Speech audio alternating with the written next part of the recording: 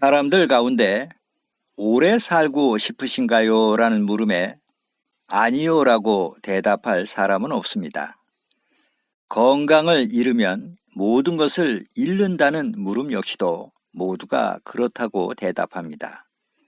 그렇다면 건강을 위해서 당신은 오늘 무엇을 했습니까? 라고 물으면 이 물음에는 글쎄요 라고 대답을 합니다.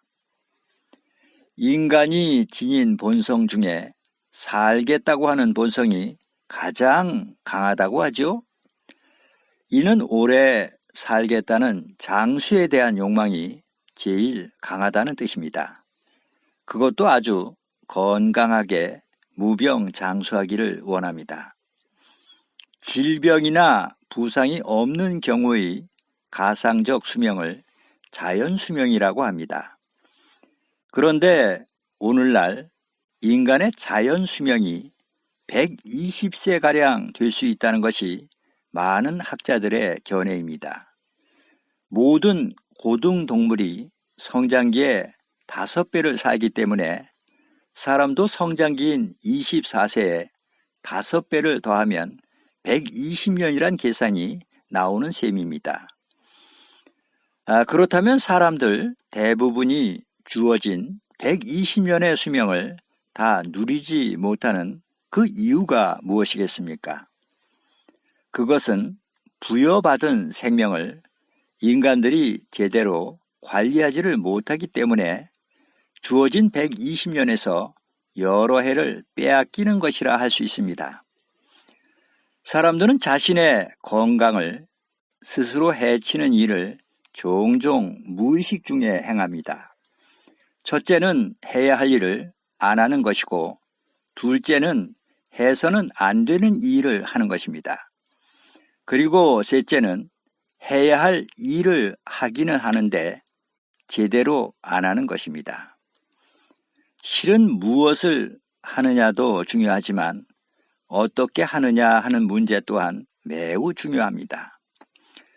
자신의 건강을 지키기 위한 5가지의 원칙은 첫째, 제대로 먹는 것, 둘째, 제대로 움직이는 것, 셋째, 제대로 숨 쉬는 것, 넷째, 제대로 잠자는 것, 그리고 5째가 제대로 마음 쓰는 것입니다. 이 중에서 가장 중요한 것이 바로 제대로 마음 쓰기입니다. 왜냐하면 모든 것이 마음으로부터 시작되기 때문입니다. 건강이란 단순히 질병이나 장애가 없는 상태를 말하는 것이 아니라 신체적으로, 정신적으로, 사회적으로 정상인 상태라고 정의하고 있습니다. 그리고 요즘 현대인들은 스트레스에 많이 시달립니다. 스트레스는 우리 존재의 모든 면에 영향을 끼칩니다. 적절한 스트레스는 삶에 유익한 효과를 주지만 만성적 스트레스는 우리 몸의 면역 체계를 약화시켜 각종 질병과 우울증의 원인이 되기도 합니다. 현대 사회를 살면서 스트레스는 불가피하겠지만 그러나 스트레스의 정도를 결정하는 것은 무슨 스트레스를 받았느냐보다 어떻게 반응하느냐에 달려 있습니다. 문제보다 중요한 것은 해석입니다. 반응에 따라 내게 긍정적으로도 치명적으로도 작용할 수 있다는 것입니다. 영어로 스트레스는 거꾸로 읽으면 디저트가 됩니다. 그렇습니다. 스트레스 요인을 어떻게 해석하고 대처하느냐에 따라 스트레스는 삶의 디저트로 변형될 수도 있습니다. 그래서 우리는 스트레스를 잘 관리하셔야 합니다. 스트레스에는 약이 되는 스트레스와 독이 되는 스트레스가 있습니다.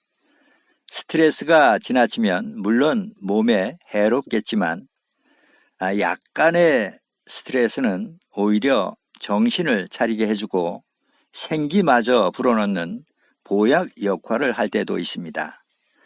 어떠한 스트레스건 나에게 도움이 된다라는 긍정적인 사고는 매우 큰 스트레스도 마치 눈 녹듯이 스스로 녹여버릴 수도 있습니다. 여러분들도 항시 긍정적인 사고로 스트레스를 눈 녹듯이 녹여 건강과 행복을 만끽하시는 삶을 살 수 있게 되시기를 소원합니다. 더 좋은 영상으로 다시 찾아뵙겠습니다. 구독, 좋아요, 알람 설정은 영상 제작에 큰 힘이 됩니다. 감사합니다.